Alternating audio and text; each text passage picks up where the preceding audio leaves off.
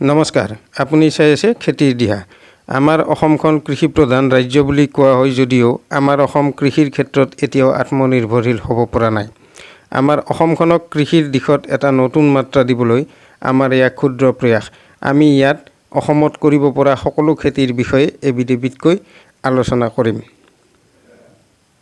আজি আমি এই ভিডিঅ'টোত কোমোৰা খেতিৰ খেতি পদ্ধতি তথা ইয়াৰ পৰা হোৱা লাভালাভৰ ওপৰত আলোচনা কৰিম। কোমোৰা খেতি গোটেই ভাৰতবৰ্ষতে কৰা হয়। কোমোৰাক উইণ্টাৰ মেলন বুলিও কোৱা হয়। ইয়াক কুমলীয়া আৰু পুৰঠ দুয়োটা অৱস্থাতে খোৱা হয়। ইয়াক কিছুমান আয়ুৰ্বেদিক ঔষধত ব্যৱহাৰ কৰা হয়। কোমোৰাৰ উপকাৰিতা: কোমোৰা ওজন কমোৱা, ডায়েবেটিছ, চৰ্দি, এচিডিটি, নাৰ্ভৰ বেমাৰ আদিত ভাল ঔষধ হিচাপে ব্যৱহাৰ হয়।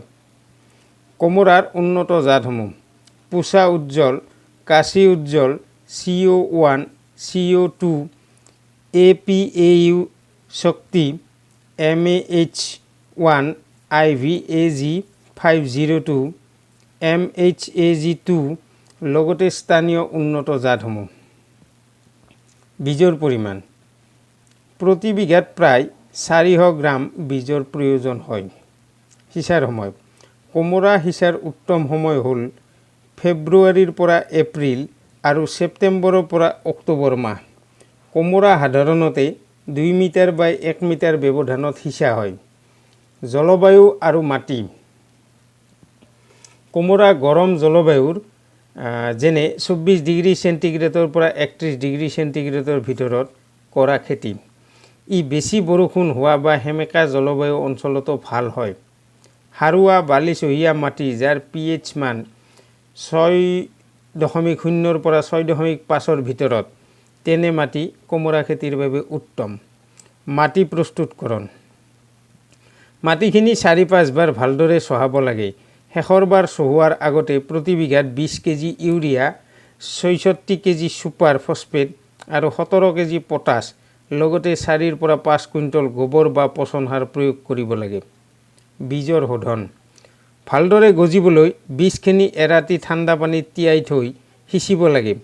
মাটিৰ পৰা হোৱা ভেঁকুৰজনিত ৰোগৰ পৰা হাত সাৰিবলৈ 0.2% বেভিষ্টিন পানীত মিহলাই 2 পৰা 3 ঘণ্টা বীজখিনি তিয়াই থ'ব লাগে বা প্ৰতি কেজি বীজ 5 গ্ৰাম কেপটাফ মিহলি পানীত 2 ঘণ্টা তিয়াই থ'ব লাগে।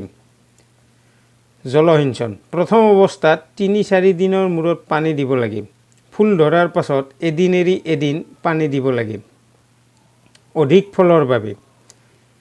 ফলৰ বাবে কোমোৰাত জিবাৰেলিক এচিড 25 to 100 ppm নামৰ হৰম'ন প্ৰয়োগ কৰিলে মাইকী ফুল 50% বাঢ়ে, ফলত উৎপাদন বাঢ়ে। এই হৰম'নে 75 দিনলৈ কাম কৰে।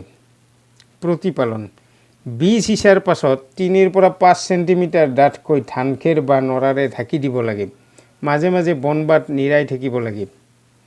কোমোৰা খেতিৰ শস্য ৰক্ষা: ফল বিন্ধ কৰা পোকৰ বাবে 2.0 মিলিলিটাৰ 1 লিটাৰ পানীৰ হাৰত মাল্থিয়ন 50 EC স্প্ৰে কৰিব লাগে।